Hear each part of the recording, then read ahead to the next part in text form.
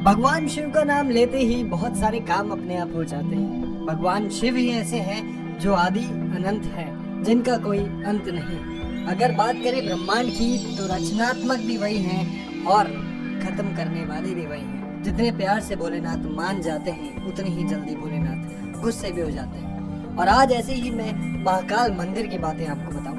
आपने उज्जैन महाकाल मंदिर के बारे में वैसे तो बहुत सारी बातें सुनी होंगी, पर आज जो मैं आपको बातें बताने वाला हूँ वो आज तक आपने नहीं सुनी होगी। उज्जैन का महाकाल मंदिर और काल भैरव के मंदिर के बारे में आप तो जानते ही होंगे, पर काल भैरव का मंदिर देश का ही नहीं बल्कि दुनिया का एकमात्र मंदिर ऐसा है जहाँ भगवान शिव को शराब पिलाई जाती है। जहाँ पूरी दुनिया में मंदिरों के आसपास शराब की दुकानें हटा दी जाती हैं, वहीं दूसरी ओर महाकाल मंदिर के परिसर में इसे लेकर रास्ते में बहुत सारी शराब की दुकानें भी।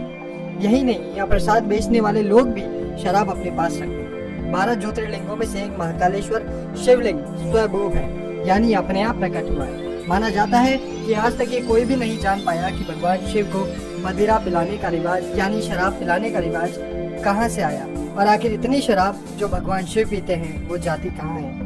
इसके बाद आपको बताता हूँ महाकाल के नाम का रहस्य, क्योंकि महाकाल में भस्म आरती होती है और ये कहा जाता है कि यहाँ पहले जलती हुई चिता की राख लाकर पूजा की जाती है। इसलिए माना जाता है कि महाकाल का संबंध मृत्यु से है, पर ये पूरा सच नहीं है। दरअसल काल का मतलब मृत्यु होता है और समय भी होता है, और ऐसा माना जाता है कि प्राचीन काल में पूरी दुनिया का मानक समय यहीं से निर्धारित होता था, इसलिए महाकालेश्वर इन्हें नाम दिया गया।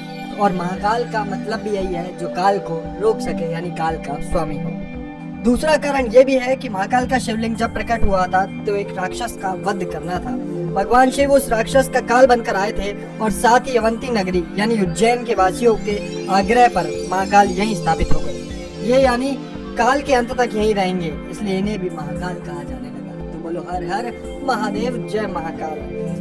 महाकाल मंदिर में सबसे ज्यादा दिलचस्प बात यह है कि यहाँ पर रात को कोई भी राजा या मंत्री या कोई भी वीआईपी नहीं रुक सकता। इसके पीछे की क्या कहानी है वो भी मैं आपको आज बताऊंगा। ऐसा माना जाता है कि विक्रमादित्य के समय ही इस मंदिर के आसपास और शहर में कोई राजा या मंत्री रात नहीं गुजारता था। इससे कई जुड़े एग्जाम्पल भी हैं जो प्रसिद्ध हैं, जिसके बारे में जान करके आपको बहुत आश्चर्य होगा। दरअसल लंबे समय तक कांग्रेस और फिर भाजपा सांसद ज्योतिरादित्य सिंधिया जो ग्वालियर के राजा भी हैं, वो आज तक यहाँ रात को नहीं रुके। इतना ही नहीं, देश के चौथे प्रधानमंत्री मोरारजी देसाई भी जब मंदिर दर्शन करने आए थे और रात यहीं रुक गए थे तो अगले दिन उनकी सरकार गिर गई। ऐसा ही कर्नाटक के मुख्यमंत्री के साथ भी हुआ। जब वे उज्जैन में रुके, उन्हें कुछ दिन के अंदर ही इस्तीफा देना पड़ा। इस रहस्य को लोग संयोग समझते हैं, पर कुछ लोगों के मुताबिक एक लोक कथा के अनुसार भगवान महाकाल इस शहर के राजा हैं और उनके अलावा यहाँ कोई राजा या मंत्री या वीआईपी नहीं ठहर सकता।